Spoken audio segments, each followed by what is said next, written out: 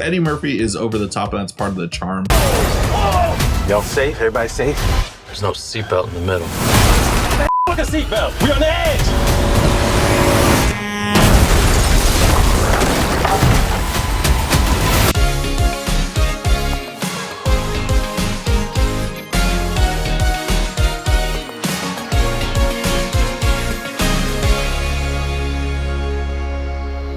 Drive-by movies you're watching.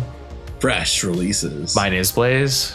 And I am James. And this week we're talking Netflix's brand new film, Beverly Hills Cop, Axel F. We're gonna need some backup. Whoa! What are you doing? I'm getting us some backup. God, I missed you, Axel. Beverly Hills Cop is back and has made its way onto Netflix. This new one is about Axel Foley returning to Beverly Hills after his daughter's life is threatened and works with old pals John Taggart and Billy Rosewood to uncover a conspiracy. Brings back the whole gang, pretty much, and yeah, some other fun, familiar faces within this movie as well, too.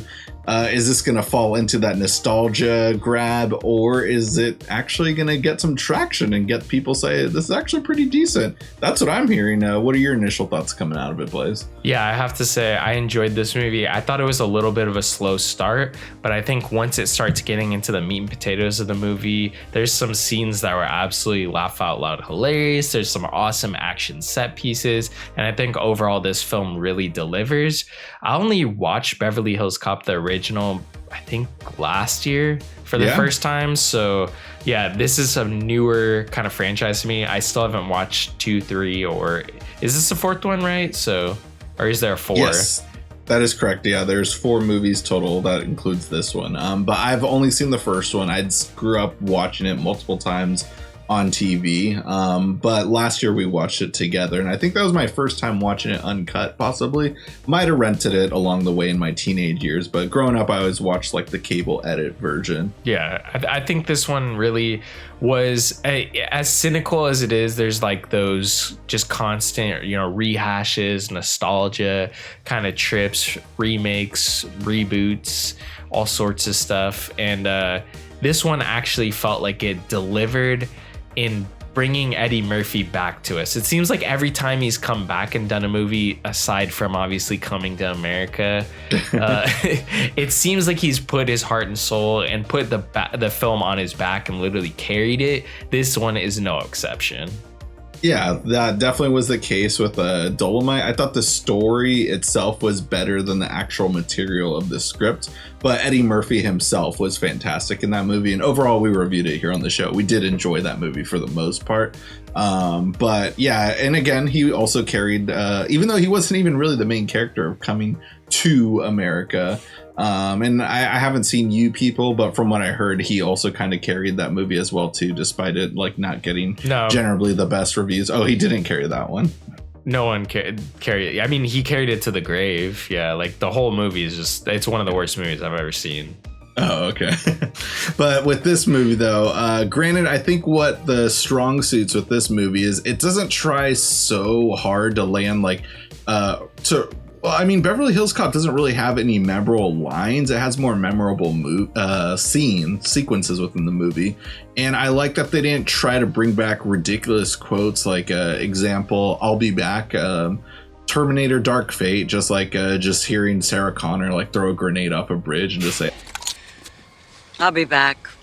Like, I was just like, oh, like, I'm so sick of that line now. And the come with me if you want to live line. It's just like, those lines were awesome the first time we heard it. It's fine for the second one, but just hearing them in every single movie, like, why are you torturing us?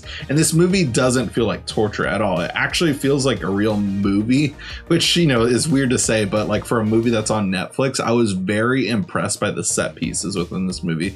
And there is a lot of CGI within the movie, but it's not over the top CGI. It's more to enhance a lot of the crazy stunt work we got. Because while watching the movie, I was just like, geez, this is expensive. Some of these like car crashes that they're doing, especially within that Detroit sequence.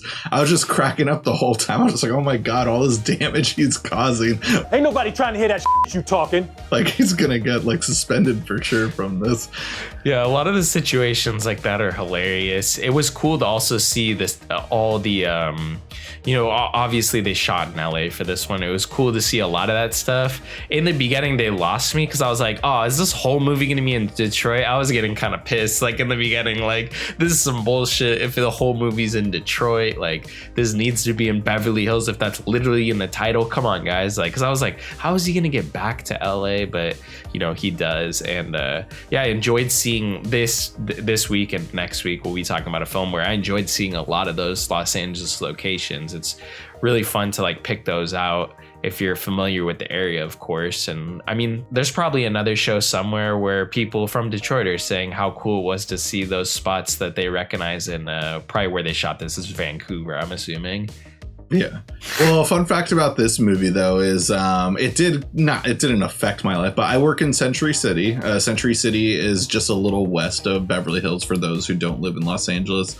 But we got a notice from Los Angeles Police Department about how they were filming scenes for this new Beverly Hills Cop movie, and that they were doing a helicopter stunt, and to not call 911 freaking out, being like, a helicopter is flying low on the street level, or a helicopter looks like it's going to crash. Like they were saying that it was going to take 3 hours or 4 hours of filming, and that the helicopter is going to be doing some awkward maneuvers and some really dangerous like movements, and to not freak out. It was for a movie shoot. So I was just cracking up that they sent that notification. And I was also wondering if maybe a tourist just didn't get that memo and might have called the police being like, I think I should call 911. And that's one of my favorite scenes in the movie. I mean, to get a little bit into spoilers, like that scene was really impressive. You can tell that there's actually a helicopter. I think most of the CGI felt like enhancements. None of the CGI really stuck out in a lot of those shots, but this helicopter that's flying super low through traffic, I mean, that scene was really impressive, and it also was hilarious at the same time. Like the camaraderie between Eddie Murphy and Joseph Gordon-Levitt. And Joseph Gordon-Levitt's one of those guys where we don't see him all the time and stuff. And it's mainly because he's done a lot of stinkers. But then whenever you see him in something good, you're like, oh, this guy has like that it factor that not every actor has, or just the people that we see in a ton of stuff don't even have it. But he's maybe not picked the best projects here and there. And he's been selective kind of with his career, it feels like. But this one really, I feel like that camaraderie between him and Eddie Murphy was it was hilarious. And it all really comes to, a point in that helicopter scene, which I absolutely was loving that. Yeah, especially also when, John and Billy were really fun in the original movies. But, well, we're not going to sugarcoat it. Eddie Murphy looks fantastic for his age. A lot of these kind of stunts he wouldn't be able to do in real life. But it's a cop movie. I get it. But looking at, unfortunately, actor Judge Reinhold and stuff, and just saying, he looks like shit. Yeah, I like that he discovered this conspiracy theory on another cop and stuff, and is just trying to solve a mystery, and he kind of disappears for the rest of the movie, but he's the one who gets the plot going and stuff. So they utilize the characters correctly, promoting Taggart to sergeant and stuff, and so he's more doing computer desk job stuff, and Judge Reinhold being a detective, but just getting kind of captured early in the movie helped in the movie's favor and giving Joseph Gordon-Levitt that new limelight, and it's very believable and stuff too. And there's something charming and just always nice about Joseph Gordon-Levitt, and maybe it's just him having a young face and stuff too, but seeing him as an action star is not too unremarkable or crazy because he's done so many action movies in the past as well. But yeah, he played a great person to kind of just level Eddie Murphy, because Eddie Murphy is over the top, and that's part of the charm of this franchise, I guess you could say, even though I've only seen the first one and this one. It's just I guess the whole point over why you get into these movies and why Eddie Murphy started getting all these movies where he plays multiple roles is just because he's just very good at improving and creating characters in his own head, and that's fun. He's dresses himself within this movie, but just creates so many characters on the fly as detective work, and it's the charm of this movie. Especially that scene where he's code switching. I thought that was hilarious. That's the end of the helicopter sequence, but that also was just a great moment.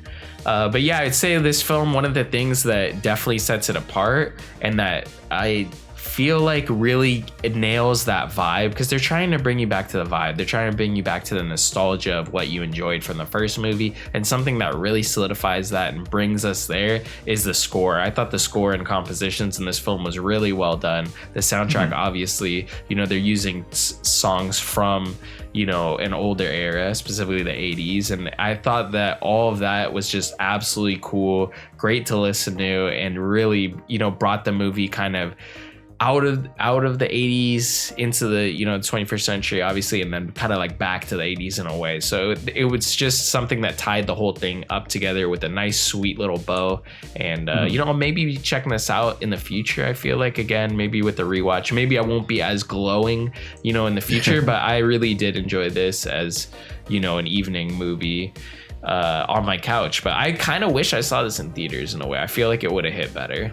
Yeah, I can see audiences, like, you know, eating this up, clapping at all the right moments, because there's a lot of moments where, you know, like it's got that like Marvel formula of like, oh, this moment's going to want to make people cheer and stuff too, or showing this person again, like, you know, all the old school fans are going to be excited. So, you know, there are those moments that definitely would have made this like a little bit more fun, enhanced scene in the theater, but it was just fine for me watching at home too.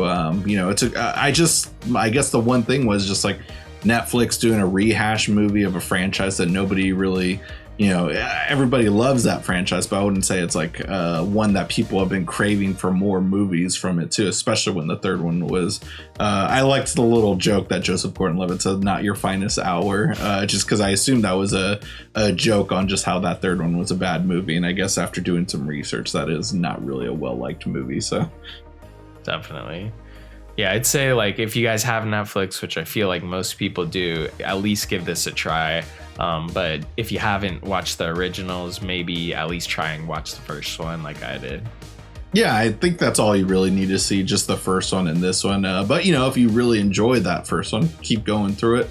I just never got around to it. But seeing both these movies back to back, because I did just rewatch the first one, I enjoyed it enough to where now I do want to go back and revisit those, even if, you know, maybe that third one isn't as great. But let us know in the comments below what you think about parts 2 and 3. But parts 1 and 4, I'm here to tell you, they're a fun time. Check them out. They're on Netflix and they're both easy to do. Come back here, because a great way to help support the show is just by watching the movies, and let us know what you thought about it in the comments below. And if you guys haven't already, go ahead and smash that like button, hit the subscribe button, and click that notification bell to get all latest updates. And speaking of updates, catch all our social media links down below for future updates on Instagram, Twitter, TikTok, and our own personal letterbox account. That'll conclude this week's episode. Tune in next week for a brand new video.